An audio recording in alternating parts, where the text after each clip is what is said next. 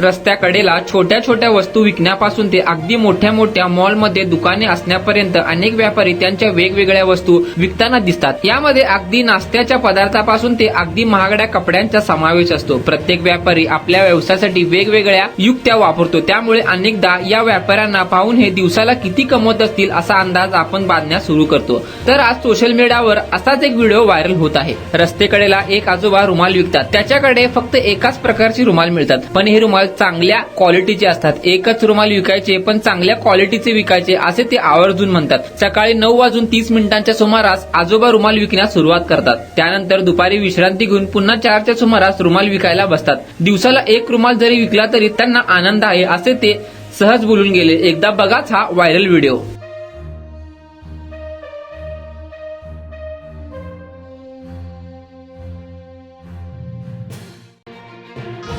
रुमाल एकच का विकायला रोज, पण क्वालिटी चांगली लोकांना द्यावी। हे आजोबा डीकेटीच्या समोरासमोर रुमाल विकण्यासाठी बसतात। मग मी रोज कॉलेजला येता जाता यांना बघत राहते।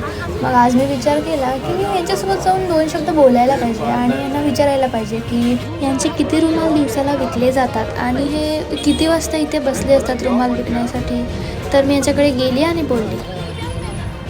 आम्ही सकाळी 9:30ला बसतो इथं, परत इकडे 4 वाजता येतो। काम करून कष्ट करून 1 रुपया जरी मिळाला तरी मला आनंद आहे।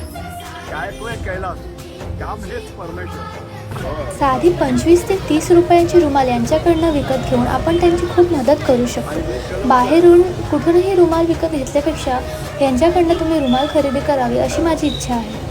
मी पण इथून 2 रुमाल विकत घेतले आणि तुम्ही पण इथून रुमाल विकत घेऊन यांची मदत करा।